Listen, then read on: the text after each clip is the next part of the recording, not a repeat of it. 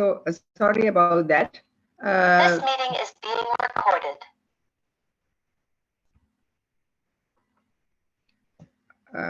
Welcome everybody, and I would like to start this Poya program speaking a few words on the significance of the Il Poya, which is the Poya that falls today.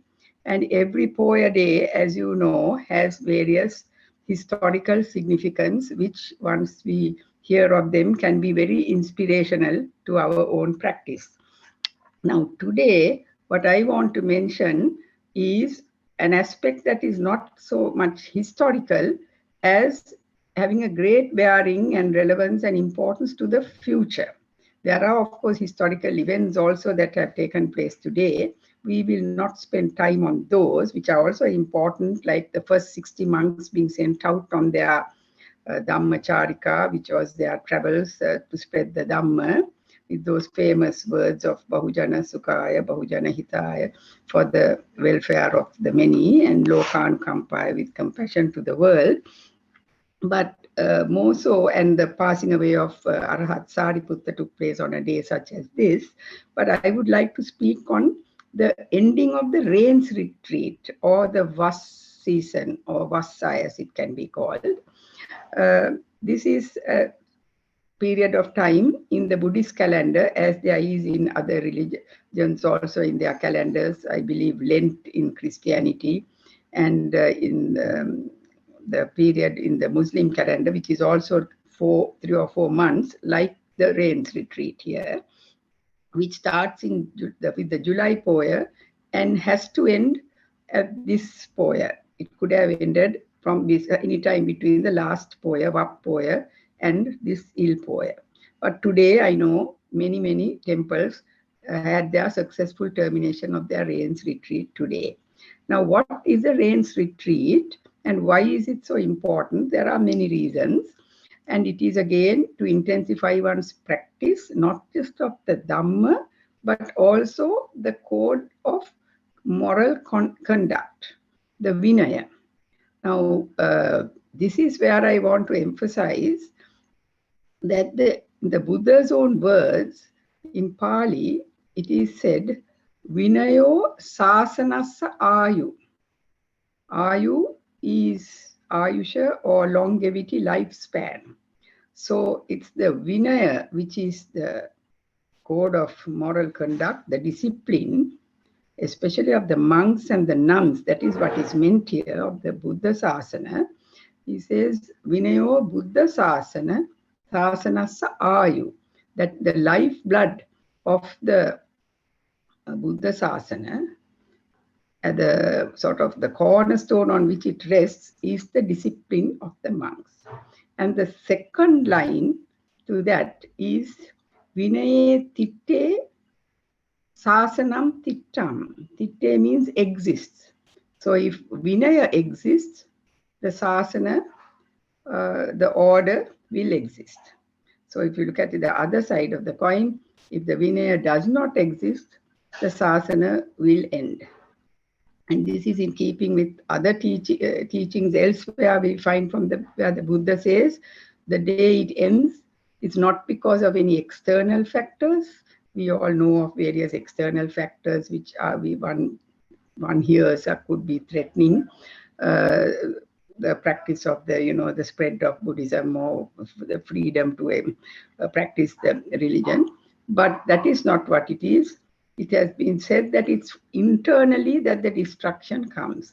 So this just shows the importance of the Vinaya. And when it come back to today's Poya, today is the final day when the termination of the Vas can take place, with that very important and imposing ceremony known as Pavarana.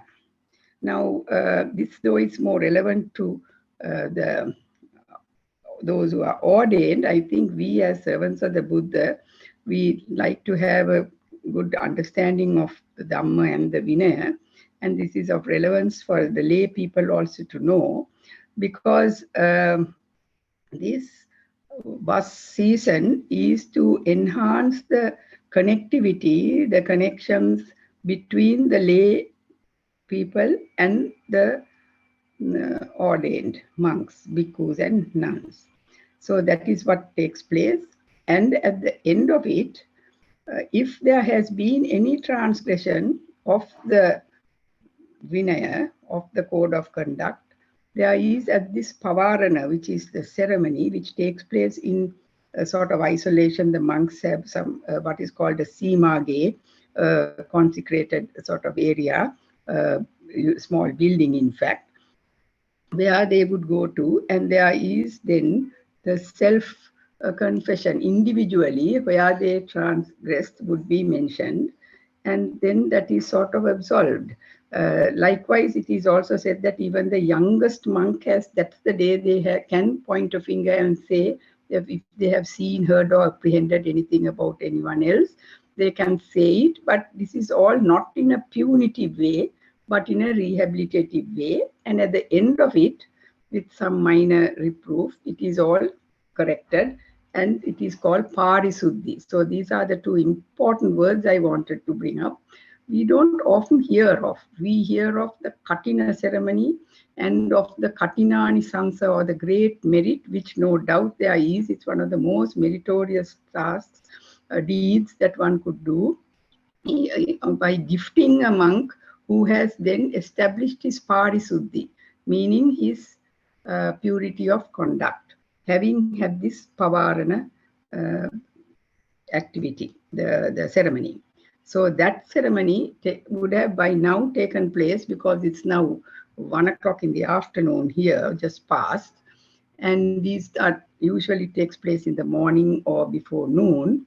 So as far as Sri Lanka is concerned, I think we can be rest assured that our monks are now all parisuddhi, or at least certainly we hope and we believe and we trust, because especially at a time when things are, when there can be certain issues regarding the conduct of just a few monks even, or one or isolated incidents, this is an opportunity for that to be corrected. Of course, the monks are said to be having to declare this parisuddhi even before they recite. There is an obligatory recitation that takes place bi-monthly by them on their patimokkha. So that is what I just wanted to emphasize as one of a very important significance, because the glory and the longevity of the sasana depends on this. So I would like to end with that, but just one other little thing that I came across. It is said that Venerable Bhadda Ali had asked the Buddha, because as time went on, there was more and more Vinaya rules, more and more disciplinary rules. This monk had asked, why are there more rules now when there were much fewer rules those days, when we had much less monks who were, equipped with all this wisdom and knowledge. And at that time, we had few monks with wisdom and few rules. Now we have many more monks with wisdom, but more rules. And the answer the Buddha gave is very important, I think, to us lay people also to remember. The Buddha's answer was, more things that are the base for taints appear when there has been greatness and greater learning, so that leads to gain, fame, and various, that sort of importance in fame and profit and gain. We have had a talk on this given by Dr. Soma De Silva. That comes to mind when this is the answer the Buddha gave. Now with greater learning and more greatness in the sasana, the risks of opportunities for taints are greater, which is why there are more rules in number and probably more strict rules. With that, I would like to end this, and let us then hand over to our two facilitators. We will chant Pansil also before we actually hand over the mic, but let a warm welcome, and it's a great pleasure to have Professor Raja Dialvis with us today, who is an experienced and senior meditator who has helped the servants of the Buddha, supported with his expertise and learning. I think over the years, we are so happy to have him come back today to help us with the meditation practice. And with him is Nadisha. So it's a father and daughter duo who would handle this. And I will hand over the mic now, Nadisha, but we will take the Saranagamana and Pansil, which we didn't at the start. So let's start that way. So please join me. Namo tassa bhagavato arahato samma sambuddhassa. Namo tassa bhagavato arahato samma sambuddhassa. Namo tassa bhagavato